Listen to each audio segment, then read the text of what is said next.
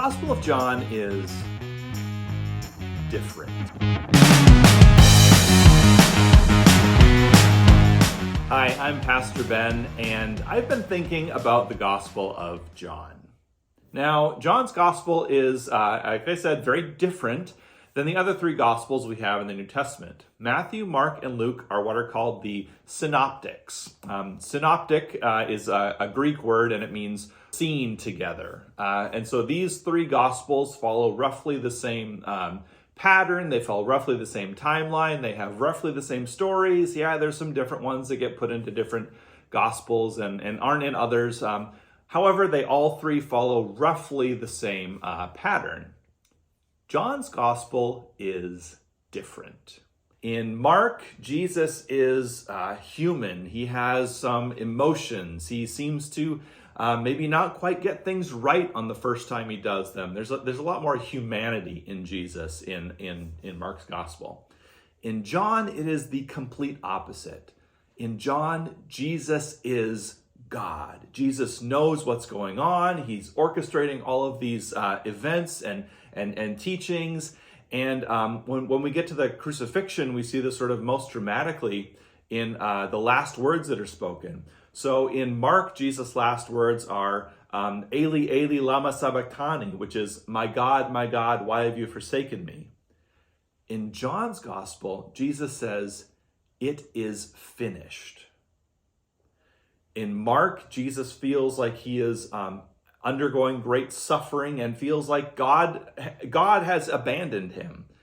In John, all of this is happening for a purpose and a plan, and this is all orchestrated by Jesus to accomplish a purpose. Two very different portrayals of what happens on the cross. In Mark, Jesus is really active. The word immediately appears all over the place in Mark's Gospel, and Jesus is moving from one action to the next. In John, there are huge stretches where Jesus just talks. There's lots of teaching that happens, lots of prayer, lots of conversation that happens in John. Again, complete opposites in how they portray Jesus' actions.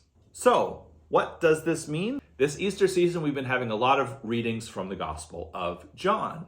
And one of those readings, this reading comes up every year on the second Sunday of Easter. So this is the Sunday immediately following Easter Sunday. Is the story of, it's been called Doubting Thomas, right? You have the disciples all gathered together. Jesus comes and says, peace be with you. After he says this, he shows them his hands and his side and invites them to see these things. The disciples rejoice that they see Jesus.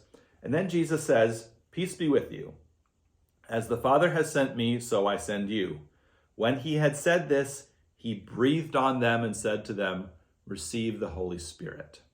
When in the Synoptics, Matthew, Mark, and Luke, do we hear about Jesus giving the Holy Spirit? Well, that gift of the Holy Spirit happens actually not in the Synoptics. It happens in the stories that come after it. It happens in Acts. Now, Acts was written by the same author as Luke. So Luke Acts is sort of seen as one full, large story about Jesus' life and about the life of the early church. But right there, sort of at that pivot point, as the gospel ends and Acts begins, we have the gift of the Holy Spirit. And when does that happen? It happens on Pentecost. So here in John's Gospel, on the evening of the resurrection, we have a story that sounds an awful lot like Pentecost.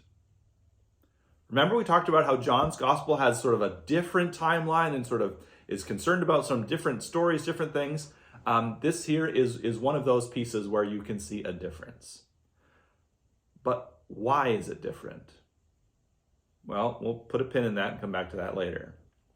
So, I was thinking about this story of the resurrection sounding an awful lot like Pentecost.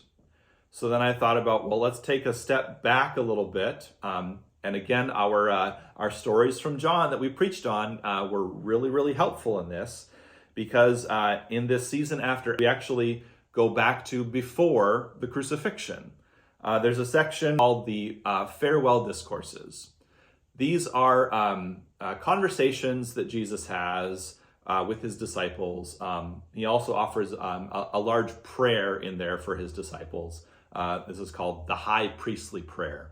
And these all happen on Maundy Thursday. So the last night that Jesus spends with his disciples, the night he shares the Lord's Supper with them, the night he washes their feet, and the night that he is betrayed. So all of this conversation happens on that night. And it's interesting, the title for them, the farewell discourses, lets us in on a little clue sort of about what they're all about. This is Jesus saying goodbye to his disciples. However, in the Synoptics, this doesn't happen on Maundy Thursday. It happens after the resurrection. And again, it doesn't happen nearly as developed as it is in John, but it happens after the resurrection. Because what happens after the resurrection in the Synoptic Gospels? Well, Jesus sticks around. He's around for another 40 days until Ascension, until he ascends. And then 10 days after that is when Pentecost happens. So you have Jesus in these 40 days after the resurrection saying farewell to his disciples. But here in John, Jesus is saying farewell to them before the crucifixion, before the resurrection, before any of that all happens. Why? What difference does that make? Well, in this part of John's gospel, it sounds an awful lot like what Jesus does in preparation for the ascension. And what happens at the ascension in the Synoptic Gospels? Jesus is taken up. In John's gospel, when you get to the crucifixion part, what happens? What language do we use to talk about Jesus on the cross? We say he goes up on the cross. This part of John's gospel makes sense as a precursor to the ascension. So, in John's gospel, the resurrection has a feel like Pentecost. The crucifixion has a feeling like the ascension. So why is John different? Well, John is often seen as being a poetry. He uses flowery language, uses lots and lots of different types of metaphors. He uses all of this to try and tell the story about Jesus in a way that sort of transcends and opens up and broadens and lets you into this huge fantastical world that sort of shifting and completely utterly reshaping all of creation itself. He uses language to do that, to make Jesus' story do that, because that is what Jesus does. Jesus flips all of creation, all of reality upside down on its head. So John uses this language to try and do that. But what if it's a little more focused than just sort of being really, really expansive? What if John's gospel is actually a poetic retelling of Jesus' story post-resurrection?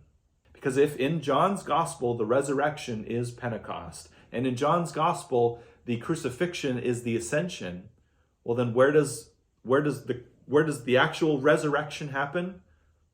Well, it happens at the very beginning of John's gospel.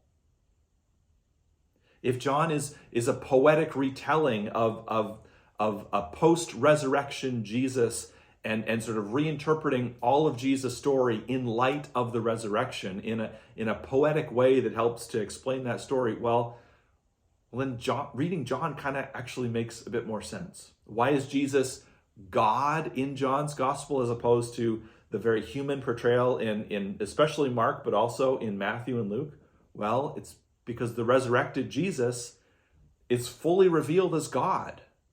Let's take a moment and go back to the beginning of John's gospel just to get this feel. So I want you to imagine that this first part is happening on Easter Sunday. In the beginning was the Word, and the Word was with God, and the Word was God. He was in the beginning with God. All things came into being through him, and without him not one thing came into being. What has come into being in him was life, and the life was the light of all people. The light shines in the darkness, and the darkness did not overcome it. Doesn't that sound like resurrection language? I mean, it brings up the fact that not everything is great, that there is this darkness, this shadow to the world, but this darkness could not overcome the light. That is what we celebrate on Easter Sunday, right? That the light is here. Jesus is resurrected. Death could not hold him. He was in the beginning with God. All things came into being through him, and without him not one thing came into being. And what has come into being in him was life. What is Easter Sunday all about? It is about life coming into being, new life springing forth from the grave. The Gospel of John is this poetic retelling of Jesus' story from crucifixion and resurrection to Pentecost. And it's shaping all of Jesus' life in that new reality.